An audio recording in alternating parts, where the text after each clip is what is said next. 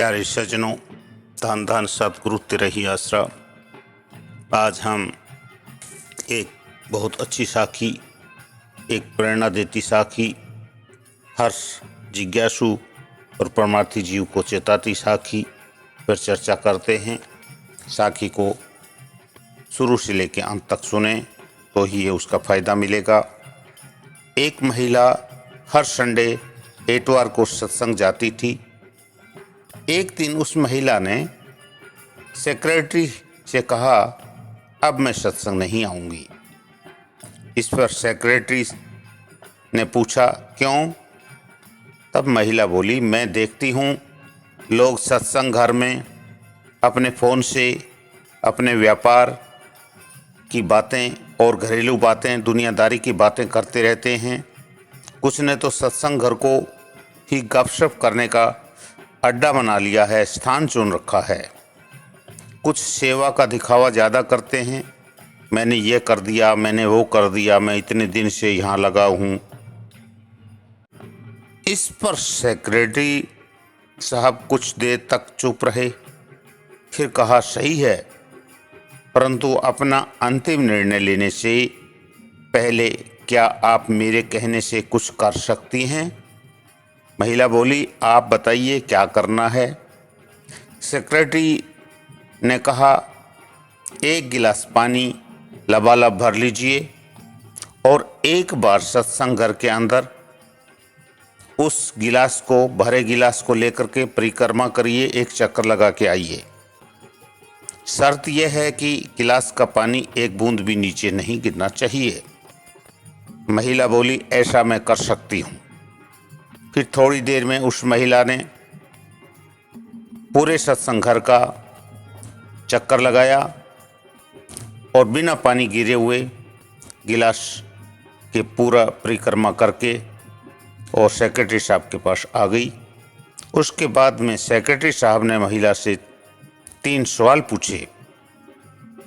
क्या आपने किसी को फ़ोन पर बातें करते हुए देखा? क्या आपने किसी को सत्संग घर में गपशप करते हुए देखा? क्या किसी को सेवा का दिखावा करते देखा? महिला बोली, नहीं, मैंने कुछ भी नहीं देखा। फिर सेक्रेटरी साहब बोले, जब आप परिक्रमा लगा रही थी तो आपका पूरा ध्यान गिलास पर था कि कहीं गिलास का पानी ना गिर जाए। इस पर आपको कुछ दिखाई नहीं दिया, क्योंकि आपने अपने लक्ष्य पे पूरा केंद्र रखते हुए अपने उद्देश्य को ही ध्यान में रखा था और दुनियादारी की बातें और सारे दिमाग से आपके सामने केवल एक ही लक्ष्य था कि गिलास का पानी ना गिर जाए, तो इसलिए आपको कुछ दिखाई नहीं दिया। अब जब भी सत्संग में आए तो अपना ध्यान सिर्फ सत्संग और सिमरन में ही लगाना है।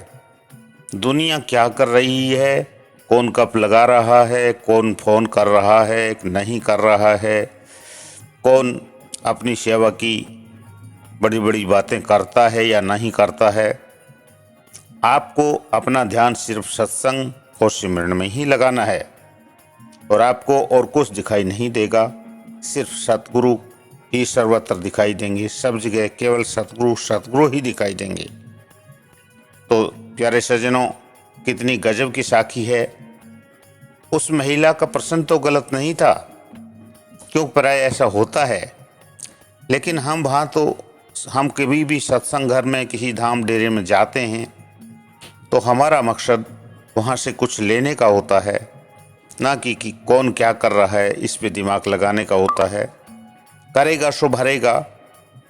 इसलिए हमें अपने लक्ष्य की ओर ध्यान रखते हुए संत से मिलना है, प्रेमियों से मिलना है, तो एक आध्यात्मिक भावना के साथ, एक सच्चे प्रेम के साथ और मुर्शिद में ही ख्याल करते हुए और भजन सिमरन में ख्याल करते हुए ही वहाँ जाना है।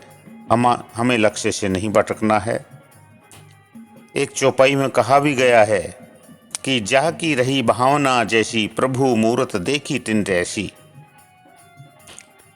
जो जैसा भाव लेके जाता है उसको वही चीज़ मिल जाता है।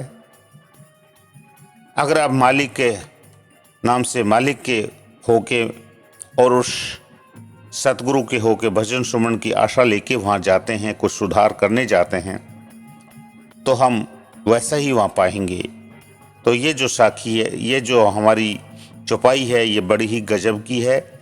जाकी रही भावना जैसी, प्रभु मूरत देखी तिन तैसी, धन धन सतगुरु तेरा ही आसरा।